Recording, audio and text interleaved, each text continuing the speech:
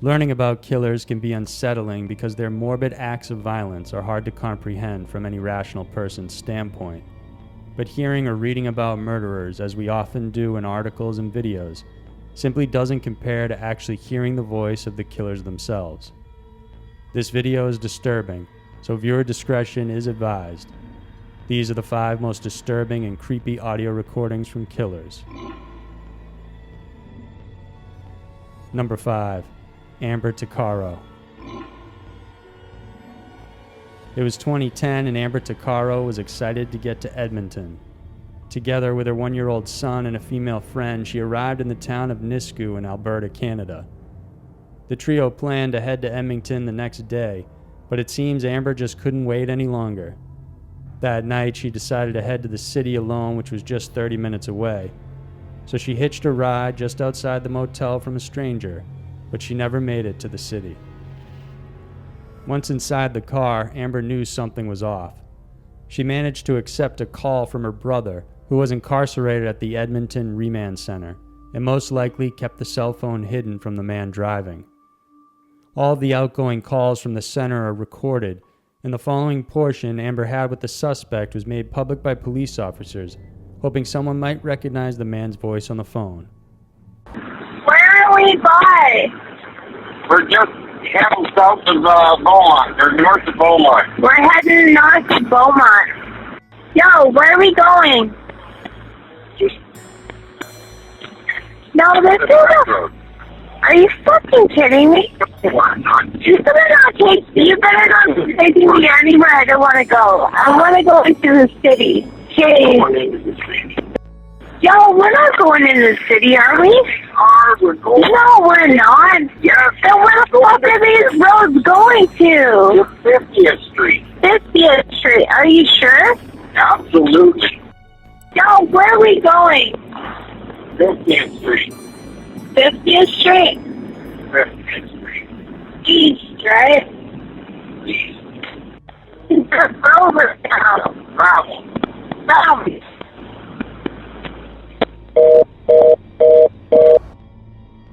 Despite what the driver told her, Amber knew they weren't headed to the city. Just 4 days after the release of the audio recordings to the public, and 2 years after she disappeared, Amber's remains were found on a farm. Even though only a minute's worth of recording was released, there's approximately 17 minutes of audio recorded from the call. Investigators calculated it was the same length of time from the motel where Amber was staying and where her body was found. Currently, there are still no leads as to who killed the 20-year-old mother, but police believe she isn't the only victim. Amber is likely among 9 Aboriginal women who have disappeared along Canada's Highway 16, also known as the Highway of Tears. We've covered this notorious highway before in a past episode called the Top 5 Most Sadistic Killers, so make sure to check that out as well if you're interested in learning more. Number 4. The Menendez Brothers. Before the O.J. Simpson trial took center stage, America was fixated on the Menendez brothers and their merciless killing of their parents, RCA executive Jose Menendez and his wife Kitty.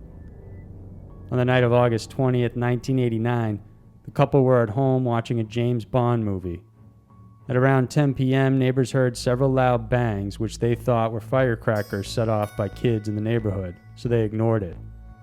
But inside the Menendez home, Jose and Kitty were being killed. The father was shot several times at point-blank range with a 12-gauge shotgun, including a gunshot to the back of the head so strong that it nearly decapitated him. Kitty, meanwhile, was also shot several times with one shot hitting her in the face. Both were also shot in the kneecaps to make it look like the murders were part of an organized hit. Brothers Lyle and Kyle had killed their parents in cold blood and then left the house where they ditched their guns on Mulholland Drive. They told investigators they had been out for the night and watched a movie before heading to the Taste of LA festival. When they came home, that's when they found their parents' bodies, at which point Lyle called 911 and said the following. Beverly Hills emergency? Yes, police. What's the problem? What's the problem? What's the problem? Someone killed my parents. Pardon me? What? Who? Are they still there? Yes. The people... No. Were they shot? Yes, man, Were they shot? Yes. They were shot? Yes.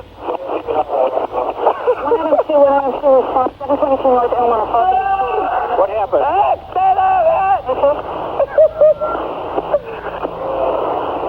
have a hysterical person on. We're trying to get screened further. Other units responding. Is the person still there? What happened? We have units around. What happened? Who shot who? I don't hear anything. I just came home. You came home and found who shot? Mom and Dad. You know if they're still in the house, the people that did the shooting. Get away from him. Okay. Hey, let me talk to Eric. Who is the person that was shot? My mom and my dad. Your mom and dad? My mom and my dad. Okay, hold on a second. Okay, we're on our way over there with the ambulance. Okay, I gotta go. Okay.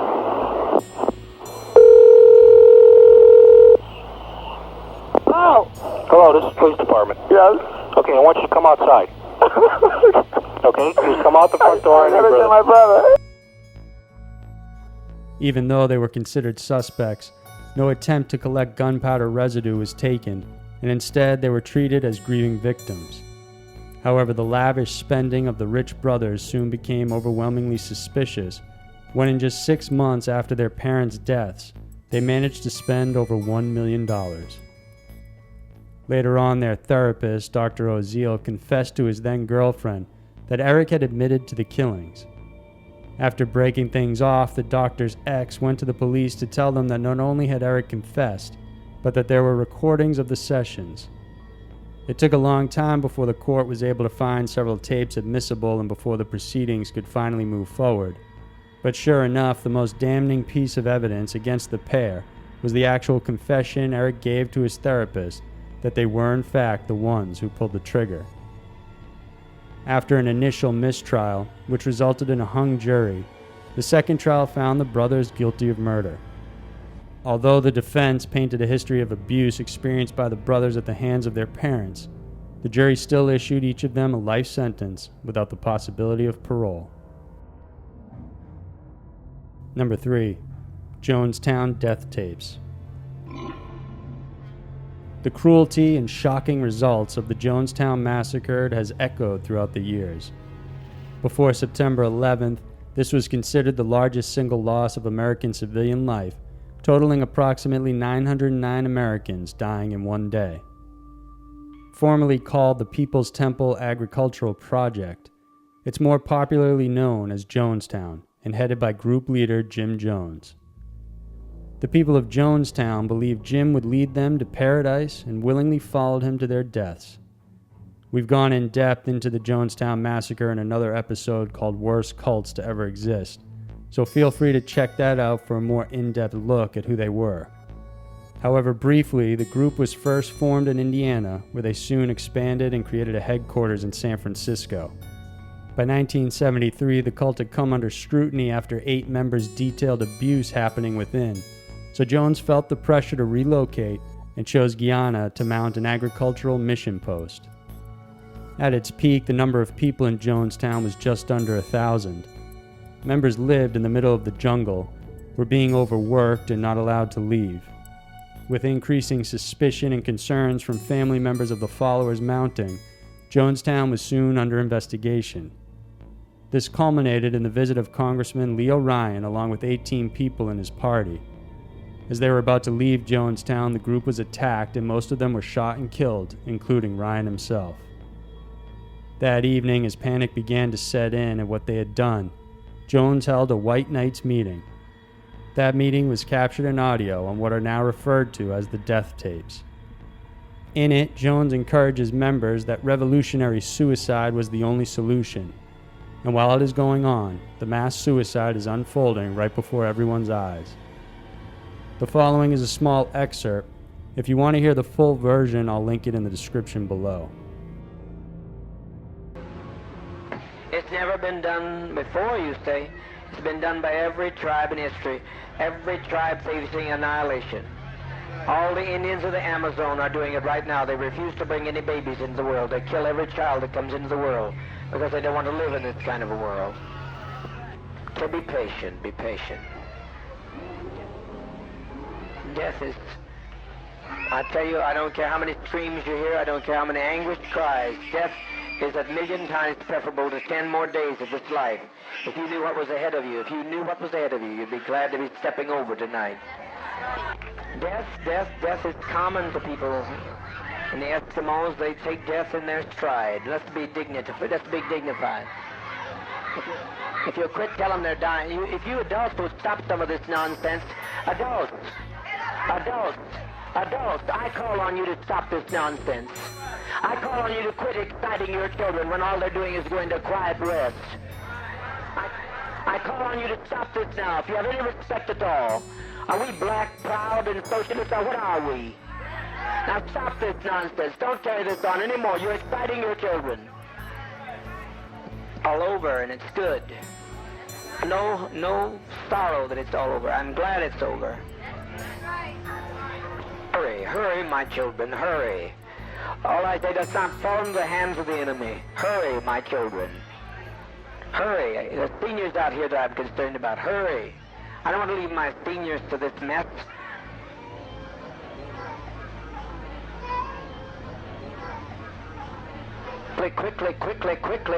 Quickly. Sisters, good knowing you. No more pain now. In the end, the majority of people died by ingesting a flavored drink laced with cyanide and other deadly drugs. Children and infants were killed first, and in the aftermath, over 900 people were found dead on the site, with very few managing to escape. Number 2. Weepy-voiced killer. It's rare for serial killers to feel remorse. What's even less likely to happen is for one to call 911 to apologize and confess to their crimes. But that's exactly what the weepy-voiced killer did. The first victim was Karen Patak on December 31st, 1980. She was in Prescott, Wisconsin to attend a party and wandered away from the venue drunk when she disappeared. Soon after, the cops in the area received an anonymous call reporting an attack on a woman and stating the location. The caller just said there is a girl hurt there. Karen was found naked and so severely beaten that her skull had cracked. She survived, but to this day has side effects from the brain trauma. The next attack happened several months after, and the same weepy-voiced person called in distraught, saying, "God damn, will you find me? I just stabbed somebody with an ice pick. I can't stop myself. I keep killing somebody." Police soon found the body of Kimberly Compton on an abandoned freeway, stabbed multiple times with an ice pick. The third victim was Barbara Simmons, and she was found stabbed to death as well. She was last seen leaving a bar with a man named Paul Stefani, and soon after her death, the weepy-voiced killer called again. The following is his chilling confession. Fire emergency. Please don't talk, just listen. I'm sorry I killed that girl. I stabbed her 40 times. Kimberly Compton was the first one. Oh, my safe. I don't know what's the matter with me. I'm sick. I'm going to kill myself, I think. Where are you? I'm just going to... If somebody dies with a red shirt on, it's me. I killed both of you. I'm sorry. I'll never make it to heaven. Calm down. After this call, police began to hone in on Paul, and even though he was a suspect, he wasn't arrested due to a lack of evidence. That is until he struck again. He managed to solicit a prostitute named Denise Williams, despite police surveillance. Instead of taking her home, Paul drove to a dead-end street where he began to stab her.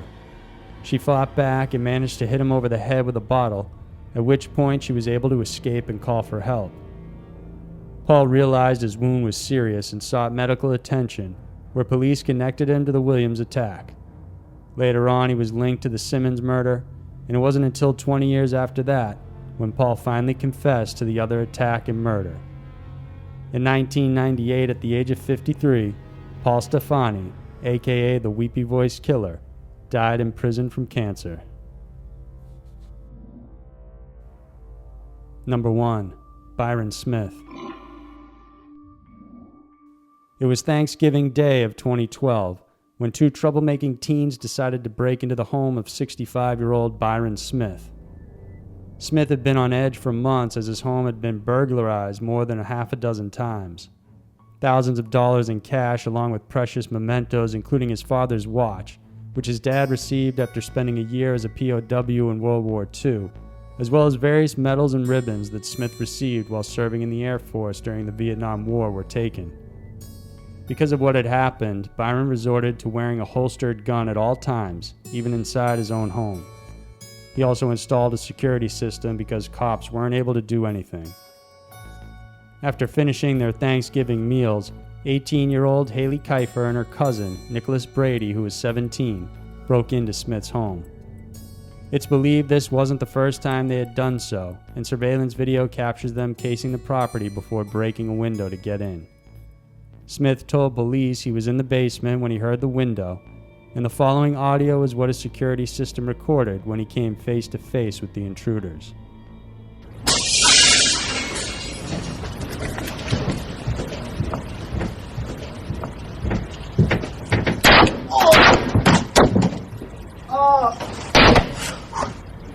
You're dead.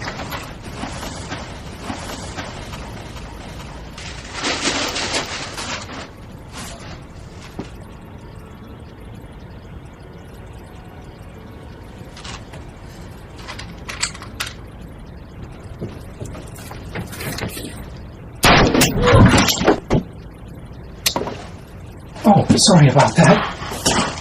Oh, yeah.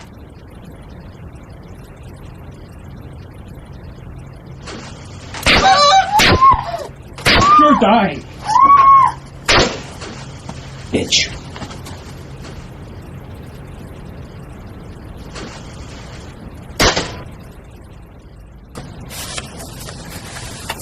Cute. I'm sure she thought she was a real pro. I feel a little bit safer. Not totally safe. I'm still shaking a bit, but a little bit safer. Smith waited until the next day to call police because he said he didn't want to bother them during Thanksgiving. While the cops have no doubt the teens were there to rob Smith, firing off kill shots after the intruders were down was overkill. Minnesota law allows homeowners to shoot intruders who trespass on their property if they are threatened. Once the threat is gone, finishing shots become unjustified. Smith was put on trial and found guilty on 2 counts of first-degree murder and sentenced to life in prison without the possibility of parole. This case still ignites a fierce debate not just in the local community, but also in many states across the U.S. where similar laws are in place. So there are 5 of the most disturbing and creepy audio recordings from killers. We all know many stories of killers and their disturbing acts, but to actually hear a confession or even the process as it happens is extremely unsettling. If you like this video, then please check out some of our other uploads and please subscribe to our channel so that each week we can bring you another scary mystery. Thanks for watching, and we'll see you next week.